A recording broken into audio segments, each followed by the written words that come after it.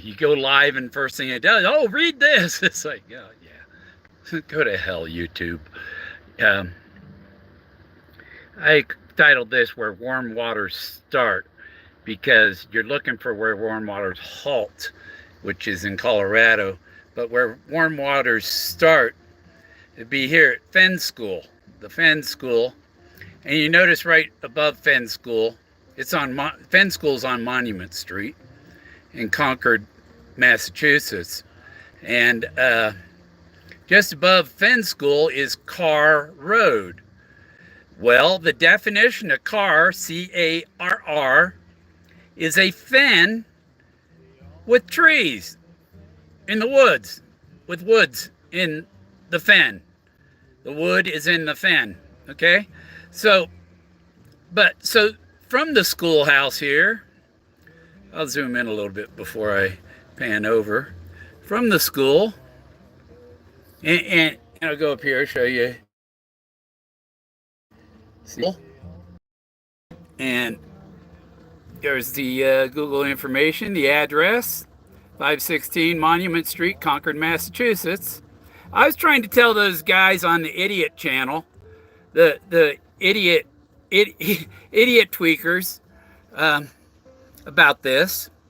So here's, if you're sitting in the schoolhouse, say sitting up here on the second or third floor of the schoolhouse and looking south,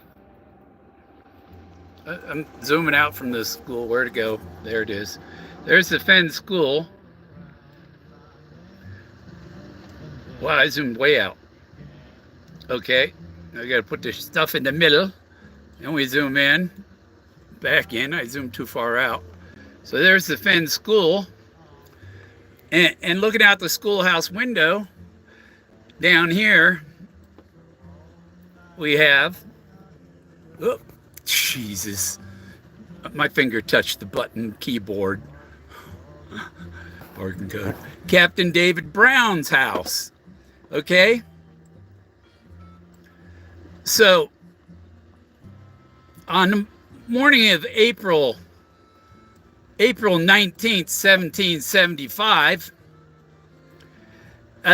Captain Brown was awoken.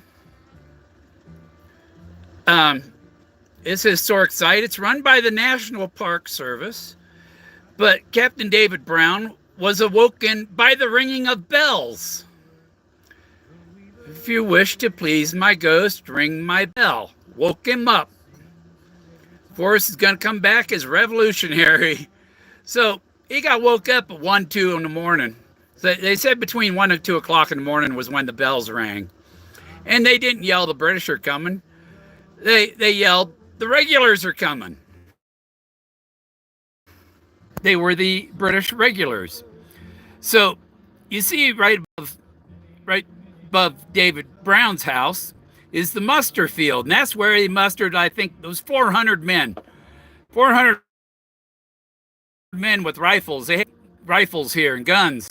And that's why the British were coming to get their guns. And so they mustered there and they waited here, up here on the hill. And they looked quickly down at Concord Bridge and see the British marching up Old Bridge Road.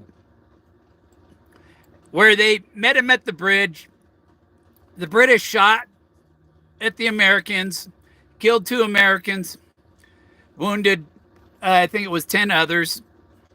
The Americans fired back and killed 2 British and wounded several of the British.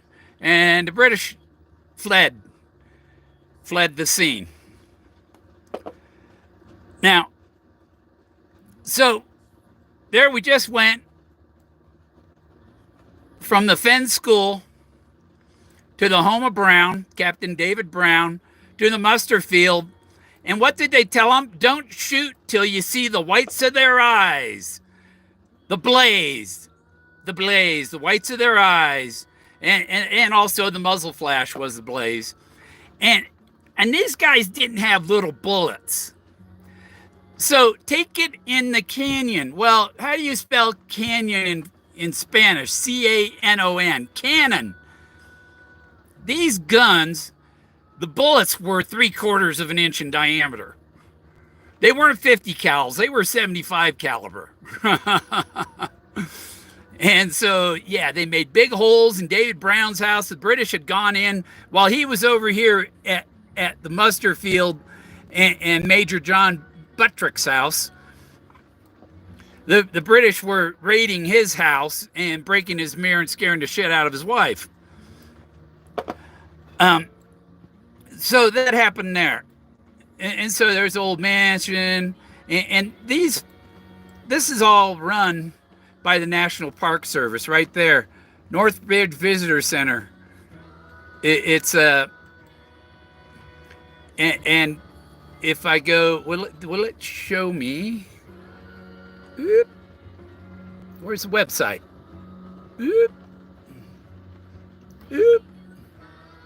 Come on. Gotta, well, yeah, just recentered on it. But, okay, now everybody want to know, what does "as I have gone alone in there" mean? As I have gone alone in there. There's a little map I put up on my community page if you want to look at it, defend these locations. But I put this up.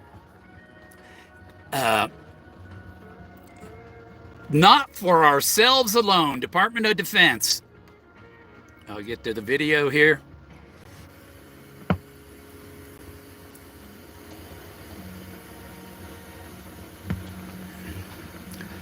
This is a government film, so there's no copyright. But here we have "Not for ourselves alone," Department of Defense, Bicentennial. This is uploaded by Periscope Film.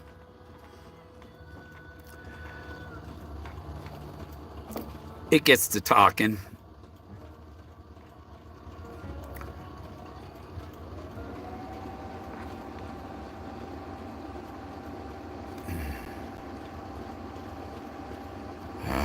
My nerve problem getting worse. My left hand shaking a little bit.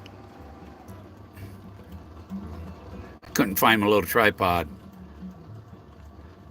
Department of Defense presents. I'll back this off a little so you can see more of it.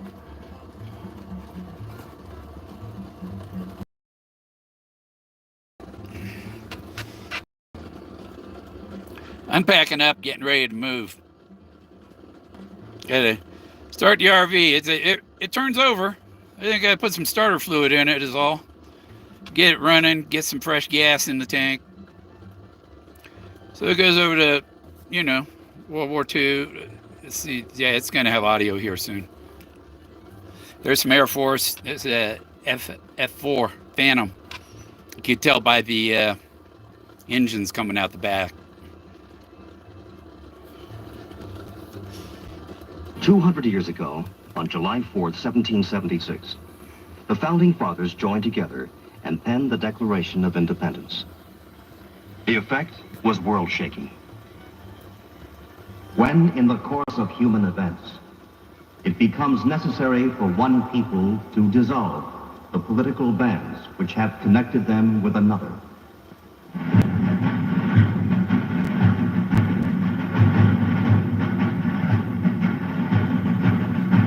it took a stand on principles and proclaimed a philosophy. And in this cause, the American citizen was and is inspired to act. And remember, he had the George Washington portrait and his thumb over Philadelphia. He's talking about freedom. He's talking about freedom and the revolution.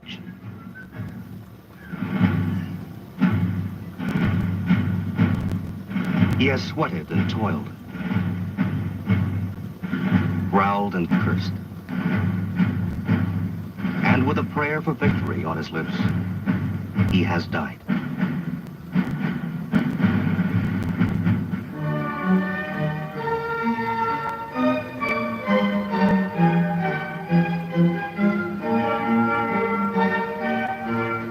If we desire to avoid insults, we must be able to. If we desire to secure peace, it must be known that we are at all times ready for war.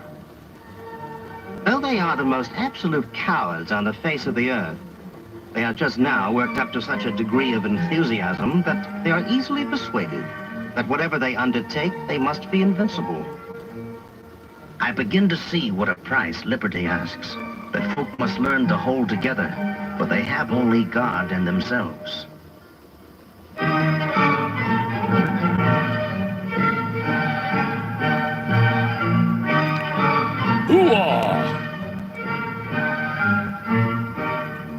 The name America, which belongs to you, must always exalt the just pride of patriotism. To be a soldier, a man must have discipline, self-respect, pride in his unit and his country, a high sense of duty and obligation to his comrades and to his superiors, and self-confidence born of demonstrated ability.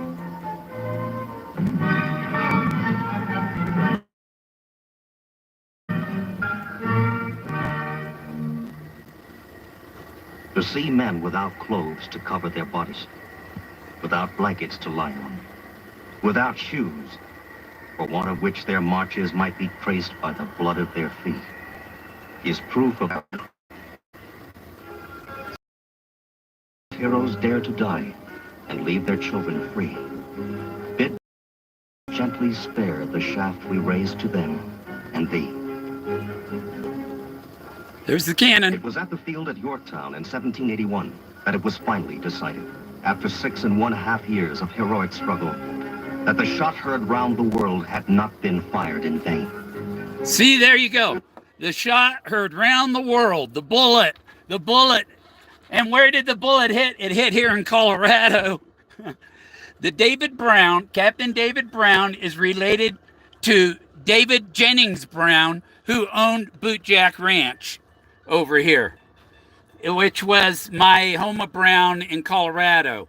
And he's related to the Brown, the shot heard round the world at Concord Bridge, started the revolution, Brown. And oh, there's so much, there are so many, it's like, oh, I just had a thought and it just slipped my mind. What else was it about that?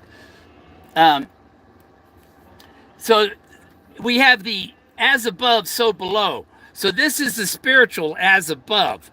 And at the end of Once Upon a While, the last 2 chapters of the first edition of Once Upon a While were the bullet and freedom. So this is freedom. The bullet and freedom. The shot heard round the world. Now, of course I got mad at those people that would just talk all over me before I could tell them that whole story, you know?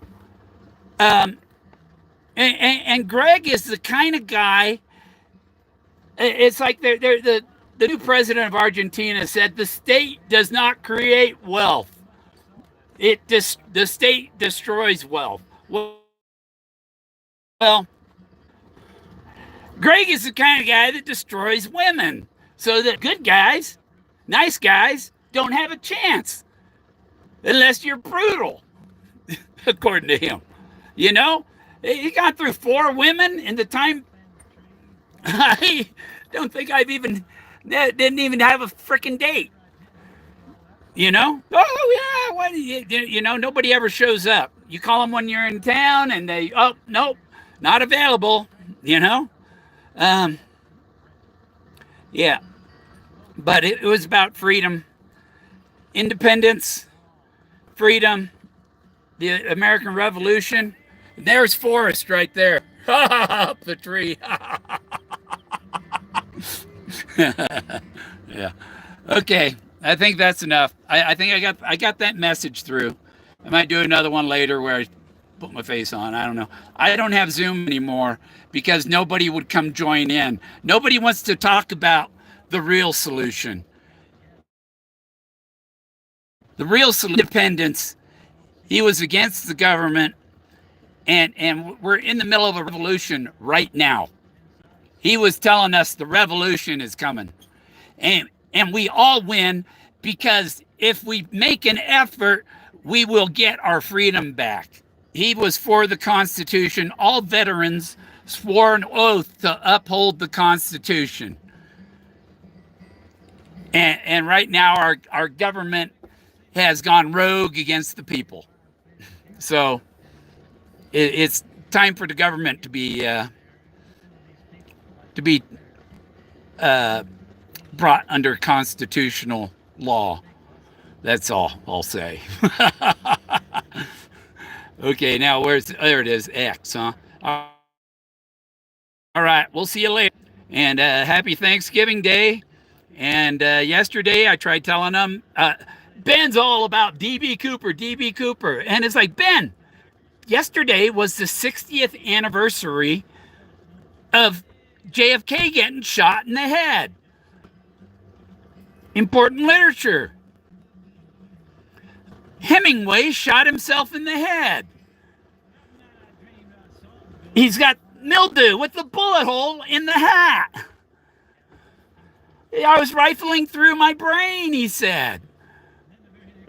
And you should call it the bullet because it's shot. What is it? We don't know what it is. What is it? We can't figure out what it is. It is the bullet. Take it, the bullet, the cannonball, in the cannon down. Take out the British at the North Concord Bridge. It was about the revolution. But the Brown of that event ties to the Brown here in Colorado.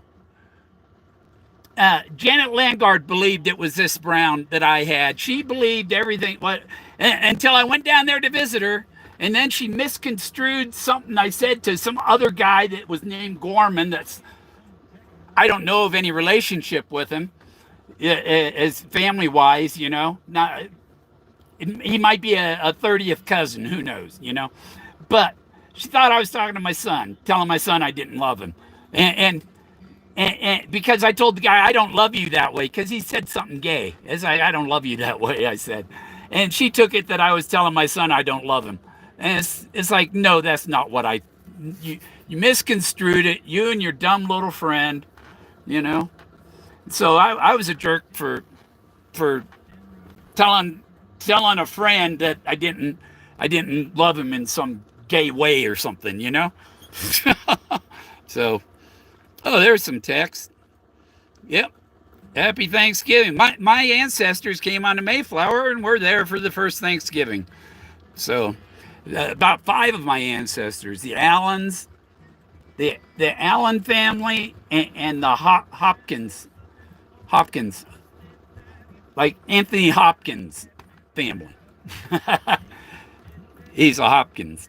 And my ancestors, John Hopkins and his son John and his daughter Mary, came on the Mayflower. And my grandparents are 9th cousins, because one's descended from his son and the other's descended from his daughter. So, but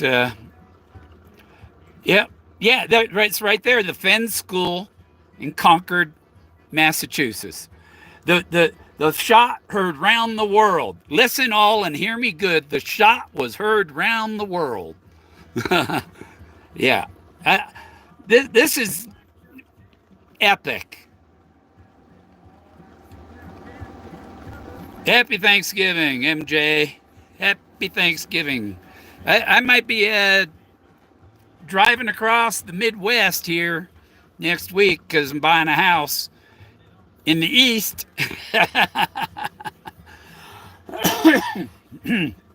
Yep. Yeah. These guys, DJs out in California, they posted a picture of these turkeys and their goiter thing hanging underneath them. That had looked like balls. Crazy. Funny looking. But yeah, I'm trying to get organized and get the RV going, because my house is going through what they call it. It's being it's getting the appraisal, and I can't remember what it's called. It's where they review everything and before all the papers are signed. And so it's on the final step before closing. So I'm getting me a 3-bedroom, 2-bath, 1,100 square feet, built in 2006, with a brand new roof, new floors, new flooring, carpets and flooring. So it looks like new inside. And it's perfect. So I think I might do like Eric Sloan, just get a maid. Can't find a girlfriend, get a maid. Get a housekeeper. I mean, he didn't say maid, he said housekeeper. Those are wives or housekeepers because they keep the house. Yep. All right. We'll see you. Happy Thanksgiving. I'm having burritos. My I have no idea. I think my kid's working. He didn't say he was coming home or nothing. And nothing. So, and he's like, "Why are you moving all the way there, out there?" It's like, well, you're never here, you know. Um, rarely get to see the grandkids anymore because he's never here.